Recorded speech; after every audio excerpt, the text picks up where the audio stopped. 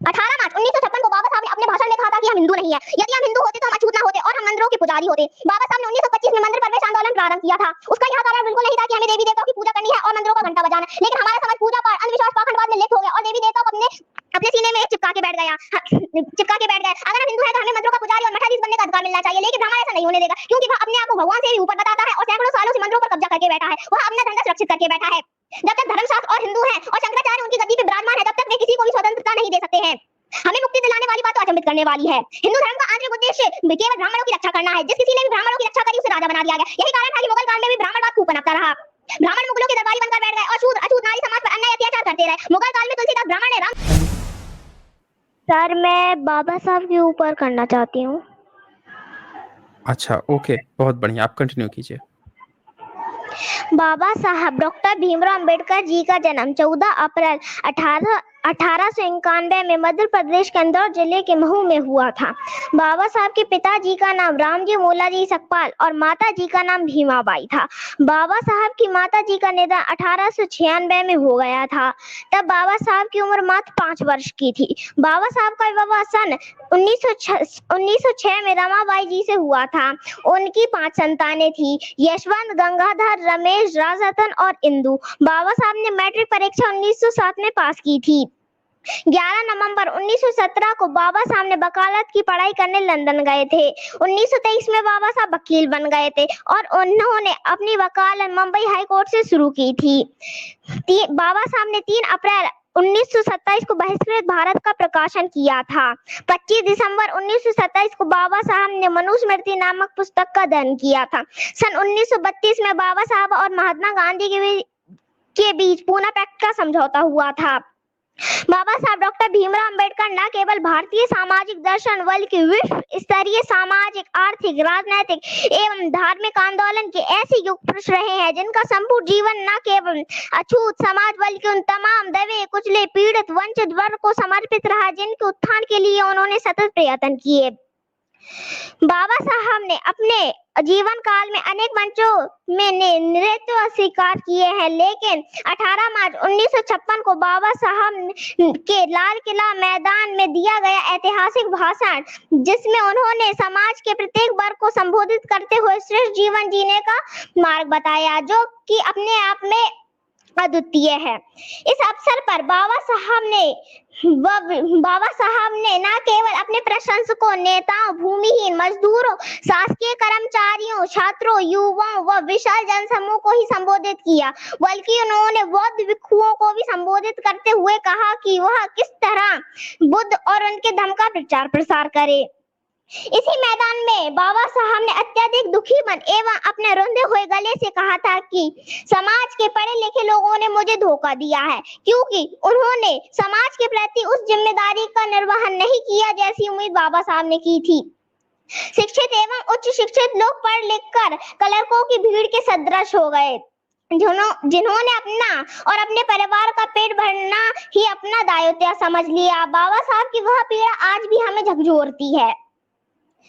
वर्तमान परिवेश में बाबा साहब का यह भाषण अत्यधिक प्रासंगिक है, क्योंकि आज भी हम अपने सामाजिक दायित्वों से विमुख हैं, जबकि बाबा साहब का यह उद्बोधन हमें स्पष्ट आदेश देता है कि हम किस प्रकार अपने अपने दायित्वों का निर्वहन करें, जिससे समाज का बहुआयामी विकास संभव हो सके। हम जिस स्थिति में हैं, जहां भी हैं, वहां रहकर समाज के विकास में अपना योगदान दें। प्रजातांत्रिक भारत में पूर्व भारत की मान्यता डॉक्टर बाबा साहब अंबेडकर को मिलनी चाहिए, क्योंकि आज तक किसी भी भगवान ने आम जनता के लिए वह कार्य नहीं किए जो बाबा साहब ने किए। बाबा साहब ने दलित मुक्ति आंदोलन चलाकर आम जनता तथा दलितों में चेतना, संगठन तथा हकों के लिए लड़ने का आंदोलन की भावना जागृत की, ताकि वर्षों से दबे कुचले लोग सामाजिक समानता के लिए, अपने हकों के लिए, मानवीय जीवन जीने के लिए सोच सके। बाबा साहब ने कानूनी तौर से दलित, शोषित और नारी समाज को समान अधिकार दिलाकर उनका उद्धार किया। बाबा साहब ने दलितों को सामाजिक, राजनीतिक, धार्मिक तथा आर्थिक अधिकार दिलाने के लिए अंग्रेज सरकार के साथ जुझारू संघर्ष किए और उन्हें गुलामी के बोझ से मुक्ति दिलाई। बाबा साहब ने दलितों की समस्या व उनके दुख दर्द को विश्व स्तर पर उजागर किया। बाबा साहब ने दलितों की हजारों वर्षों से खोई हुई भावनाओं को जगाया, जिन्हें सवर्ण लोग गुलाम, दास, नीच, दलित, शूद्र कहते थे और उनके साथ बुरा बर्ताव करते थे। बाबा साहब ने दलितों में सामाजिक व धार्मिक विद्रोह की आग जलाई, जिससे उनके मस्तिष्क में आजादी की खलबली मच गई। बहुजन समाज मनुवादी व्यवस्था के कारण आज भी अपने भाग्य और भगवान के भरोसे पर उन्नति का रास्ता छोड़कर हाथ पे हाथ धरे बैठा है। पूजा पाठ, अंधविश्वास, पाखंडवाद में डूबा हुआ है। बाबा साहब के बताए मार्ग पर नहीं चल रहा है। 18 मार्च 1956 को बाबा साहब ने अपने भाषण में कहा था कि हम हिंदू नहीं है। यदि हम हिंदू होते तो हम अछूत ना होते और हम मंदिरों के पुजारी होते। बाबा साहब ने 1925 में मंदिर प्रवेश आंदोलन प्रारंभ किया था। उसका यह कारण बिल्कुल नहीं था कि हमें देवी देवताओं की पूजा करनी है और मंदिरों का घंटा बजाना, लेकिन हमारा समाज पूजा पाठ, अंधविश्वास, पाखंडवाद में लिप्त हो गया और देवी देवताओं को अपने सीने में चिपका के बैठ गया। अगर हम हिंदू हैं तो हमें मंदिरों का पुजारी और मठाधीश बनने का अधिकार मिलना चाहिए, लेकिन ब्राह्मण ऐसा नहीं होने देगा, क्योंकि वह अपने आप को भगवान से भी ऊपर बताता है और सैकड़ों सालों से मंदिरों पर कब्जा करके बैठा है। वह अपना धंधा सुरक्षित करके बैठा है। जब तक धर्मशास्त्र और हिंदू हैं और शंकराचार्य उनकी गद्दी पे विराजमान है, तब तक वे किसी को भी स्वतंत्रता नहीं दे सकते हैं। हमें मुक्ति दिलाने वाली बात तो अचंभित करने वाली है। हिंदू धर्म का आंतरिक उद्देश्य केवल ब्राह्मणों की रक्षा करना है। जिस किसी ने भी ब्राह्मणों की रक्षा करी उसे राजा बना दिया गया। यही कारण था कि मुगल काल में भी ब्राह्मणवाद खूब पनपता रहा। ब्राह्मण मुगलों के दरबारी बनकर बैठ गए और शूद्र, अछूत नारी समाज पर अन्याय अत्याचार करते रहे। मुगल काल में तुलसीदास ब्राह्मण ने रामचरितमानस ग्रंथ को लिखा, जिसमें शूद्र, अछूत नारी समाज को गालियां दी गई और अपमानित किया और ब्राह्मण को सबसे ऊंचा और श्रेष्ठ बताया गया। हमें कैसी कैसी गालियां दी गई। हमें नीच अछूत कहा गया, अपमानित किया गया। मैं आपको वही चौपाइयां सुनाती हूँ। पूजा ही शकल गुणहीना, शूद्र ना गुणगन ज्ञान प्रवीणा। ब्राह्मण गुणहीन हो, दुराचारी हो, शरीर से विकलांग क्यों ना हो, फिर भी वह पूजनीय है, और शूद्र कितना ही शिष्टाचारी और ज्ञानवान क्यों ना हो, फिर भी वह पूजनीय नहीं है। जे बरनाधम तेली कुम्हारा, स्वपक्ष किरात कोल कलबारा। तेली, कुम्हार, कहार, कोल, कलबार, आदिवासी, दलित, ये सारी जातियों के लोग अधम है, नीच है। ढोल, गवार, शूद्र, पशु, नारी, सकल ताड़ना के अधिकारी। जिस प्रकार ढोल, गवार और पशु को मारा पीटा जाता है, उसी प्रकार शूद्र और महिला को मारना पीटना चाहिए।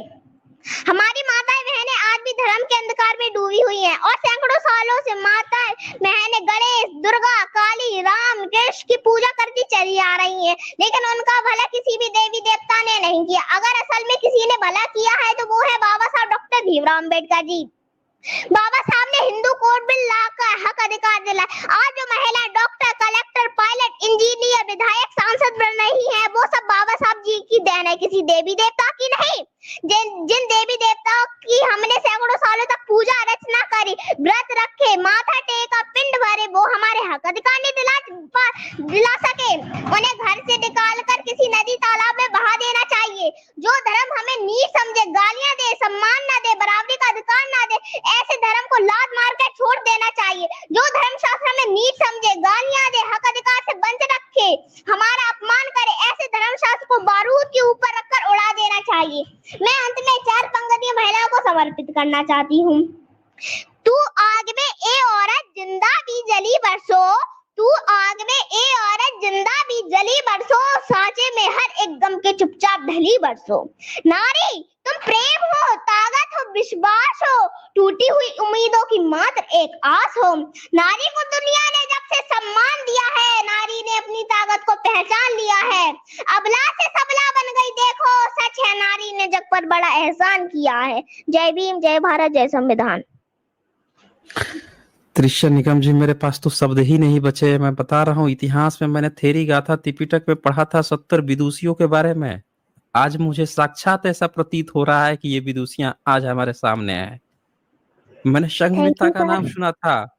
संघमित्रा का मैंने नाम सुना था, सम्राट अशोक की, जो पहली बार समुद्र पार करके जाती हैं श्रीलंका, पूरा बौद्धमय हो जाता है। आज पहली बार मैं तिस्या निगम आपकी आपकी बातों को सुनकर यहाँ पे 4500 लोग जुड़ चुके हैं, जो अब तक का ये सबसे बड़ा रिकॉर्ड है इस चैनल का। और थैंक यू यहाँ पे सर। मैं आपको कोट दिखाना चाहूंगा। मैं आपका कोई भी नंबरिंग नहीं देना चाहूंगा, क्योंकि ये स्पीच जो है नंबर लेस है। इस पे नंबर ही नहीं दिया जा सकता, इस पर टीका नहीं की जा सकती। यहाँ पे वर्ल्ड ऑफ मोरालिटी यहाँ लिखते हैं, ऐसी होनी चाहिए बहुजनों की आवाज। Awesome presentation Tisya, keep it up. Thank you SJ sir for celebrating Bahujan history month in such a beautiful way. बहुत बहुत शुक्रिया आपका वर्ल्ड ऑफ मोरालिटी जी। और तिस्या निगम, मैं बताऊं कि अब तक का जो सेशन हुआ है उसमें सबसे खूबसूरत, सबसे बढ़िया, सबसे दमदार प्रेजेंटेशन ये रहा है। उम्मीद करता हूं कि आगे जो बच्चे आएंगे वो इंस्पिरेशन लेंगे। आपको लैंग्वेज बैरियर मत बनाइए कि हमको चाहे इंग्लिश में ही बोलना या इस लैंग्वेज में बोलना, वो मत बनाइए। आपके अंदर वो जुनून होना चाहिए जो तिस्या ने अभी दिखाया है। वो जुनून आप में होना चाहिए, वो जुनून बाबा साहब में था। कह तो सकते हैं, थैंक यू लेकिन सर। उसको कहने के लिए जो जुनून चाहिए, वो वो कहाँ से आप लाएंगे? वो आप तभी ले आ पाएंगे जब वाकई में आप महापुरुषों को डेडिकेटेड हैं, उनकी विचारधारा को डेडिकेटेड हैं। तो तीसरा आपका बहुत बहुत खूबसूरत प्रेजेंटेशन, और मैं इस पर अब आगे कोई भी टिप्पणी नहीं करूंगा। कोई क्वेश्चन आपने पूछने लायक मुझे नहीं छोड़ा है कि मैं आपसे कोई क्रॉस क्वेश्चन भी इस पर पूछ सकूं। यहाँ देखिए थैंक यू सर। 5000 लोग जुड़ चुके हैं। 5000 अब तक का सबसे बड़ा रिकॉर्ड रहा है इस चैनल का। अभी जो शुरू में सबसे कम थे, वो सबसे तेजी से अब तक ये जुड़ चुके हैं। तो बहुत शुक्रिया आपका त्रिशा निगम। और उम्मीद करता हूं कि आगे के बच्चे जो आए वो भी इस कॉन्फिडेंस लेवल को इंस्पिरेशन ले, इस कॉन्फिडेंस लेवल से। शुक्रिया आपका Tisha Nigam. Thank you sir. जय भीम। हाँ, जय भीम। शुक्रिया आपका वर्ल्ड ऑफ मोरालिटी जी। और फिर यहाँ पे नीलेश कुमार चौहान यहाँ लिखते हैं, बच्चों को पुरस्कार देने के लिए मेरी ओर से छोटा सा सहयोग, जय भीम। जी बहुत शुक्रिया आपका नीलेश कुमार चौहान जी। और ये कोई भी छोटा पुरस्कार नहीं होता, ये सहयोग है, हम सबका सहयोग है। शुक्रिया आपका। श्वेता सिया जी का यहाँ सुपर स्टिकर है, बहुत शुक्रिया आपका श्वेता जी। और फिर यहाँ पे पारस जी यहाँ लिखते हैं, she is roaring, loved it, keep it up Tisya. बहुत बहुत खूबसूरत आपने पारस जी लिखा है।